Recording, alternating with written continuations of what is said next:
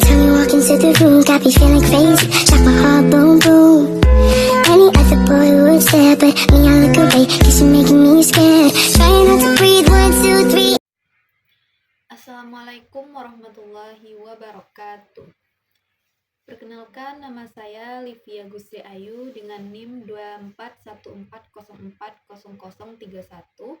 Saya berasal dari kelas Tadris Matematika 24B. Alhamdulillahirabbil alamin. Assalatu wassalamu ala asrofil anbiya'i wal mursalin wa ala alihi wa ashabihi rasulillahi ajma'in. Pertama dan terutama sekali, marilah kita ucapkan rasa puji syukur kita atas kehadiran Allah Subhanahu wa Ta'ala yang telah melimpahkan rahmat dan karunia-Nya kepada kita semua. Selawat beriringan salam tidak lupa pula kita ucapkan buat Nabi besar kita, yakninya Nabi Muhammad SAW, dengan melafazkan Allahumma salli ala Muhammad wa ala ali Muhammad. Baiklah teman-teman semuanya, pada video kali ini saya akan membuat video tentang tafsir Quran surat Al-Mujadalah surat ke-58 ayat 7 untuk memenuhi tugas mata kuliah tafsir terbawi dengan dosen pengampu Bapak Edwin Jerry MAG. Yang pertama yaitu pembacaan Quran surat Al-Mujadalah ayat 7. A'udzu billahi minasyaitonir rajim. Bismillahirrahmanirrahim. Alam tara annallaha ya'lamu ma fis samawati wa ma fil ardh ma yakunu min salasatin illa huwa rabi'uhum wala khamsatin illa huwa sadisuhum wala adna min zalika wala aksara illa huwa ma'ahum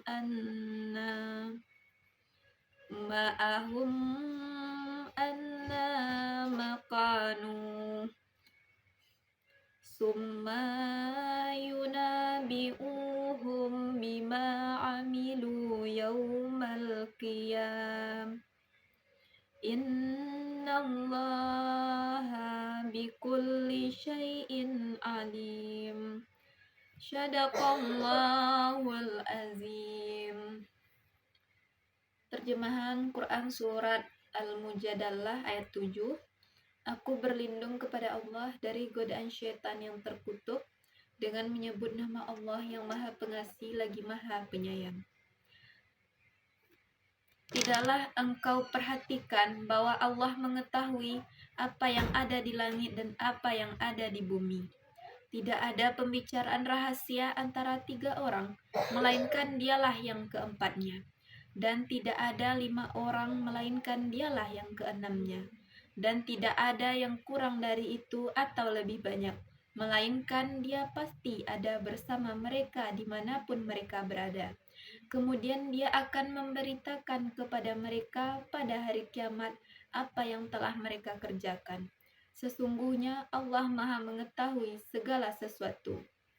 Maha benar Allah dengan segala firman-Nya. Selanjutnya yaitu Asbabun Nuzul Quran surat Al-Mujadalah ayat 7. Ayat ke-7 dari Quran surat Al-Mujadalah ini diturunkan berkenaan dengan perilaku sebagai orang munafik dan ahli kitab yang sering melakukan pembicaraan rahasia di hadapan Rasulullah SAW dan para sahabatnya. Mereka sengaja berbicara secara berbisik-bisik dan menampakkan sikap seolah-olah sedang merencanakan sesuatu yang buruk terhadap kaum muslim. Hal ini menimbulkan rasa khawatir, curiga, dan gelisah di hati orang-orang yang beriman, karena mereka mengira bahwa pembicaraan tersebut berkaitan dengan hal-hal yang merugikan diri mereka. Untuk menghilangkan kekhawatiran tersebut, Allah menurunkan ayat ini sebagai penegasan bahwa tidak ada satupun pembicaraan rahasia atau percakapan yang tersembunyi dari pengetahuannya. Allah yang maha mengetahui segala sesuatu yang ada di langit dan yang ada di bumi, termasuk apa yang manusia sembunyikan di dalam hati mereka. Selanjutnya yaitu penafsiran Quran Surat Al-Mujadalah ayat 7. Tafsir menurut Al-Tabari. Menurut Imam Abu Ja'far Muhammad Ibnu Jarir Al-Tabari dalam tafsir Jami' Al-Bayan fi Ta'wil Al-Quran, ayat ini menjelaskan keleluasan ilmu Allah yang meliputi segala sesuatu. Ia menegaskan bahwa makna kebersamaan Allah dalam ayat ini bukan secara zat, tetapi dalam bentuk pengawasan dan ilmunya. Yang kedua yaitu tafsir menurut Ibnu Katsir. Ibnu Katsir dalam tafsir Al-Quran Al-Azim menegaskan bahwa ayat ini merupakan bukti kesempurnaan ilmu Allah yang mencangkup segala sesuatu, bahkan bisikan hati manusia sekalipun. Selanjutnya yaitu nilai-nilai pendidikan yang terkandung di dalam Quran Surat Al-Mujadalah ayat 7. Yang pertama yaitu nilai akidah, keimanan kepada Allah Subhanahu wa taala dan pengawasan Allah. Ayat ini menekankan keyakinan bahwa Allah memiliki pengetahuan yang sempurna dan meliputi seluruh alam semesta, baik yang tampak maupun yang tersembunyi. Kesadaran ini menjadi dasar bagi pembentukan keimanan yang kuat, karena setiap manusia harus yakin bahwa tidak ada satupun rahasia, ucapan, atau tindakan yang luput dari pengetahuan Allah Subhanahu wa taala. Nilai ini mengajarkan peserta didik untuk selalu merasa diawasi oleh Allah Subhanahu wa taala dalam setiap aspek kehidupan.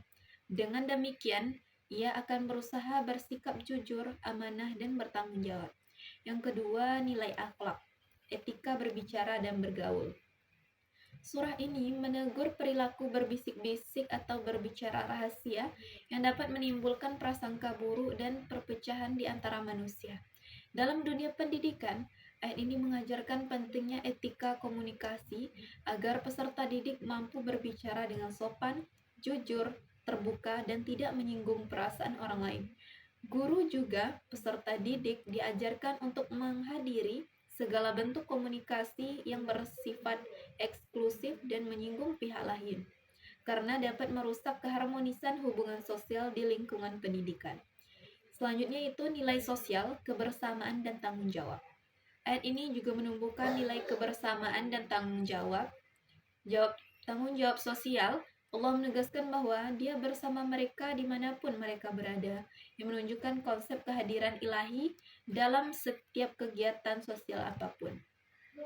Dalam dunia pendidikan, ini adalah menumbuhkan sikap kolaborasi antara guru, siswa, dan masyarakat.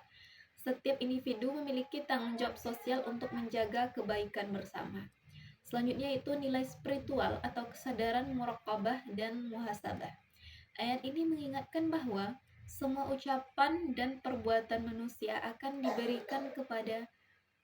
diberitakan kembali di hari kiamat. Hal ini menanamkan nilai muraqabah, merasa diawasi oleh Allah, dan muhasabah, introspeksi diri. Peserta didik yang memiliki kesadaran spiritual ini akan berusaha memperbaiki diri, menjaga kebersihan hati, dan menjauhkan diri dari perilaku yang buruk.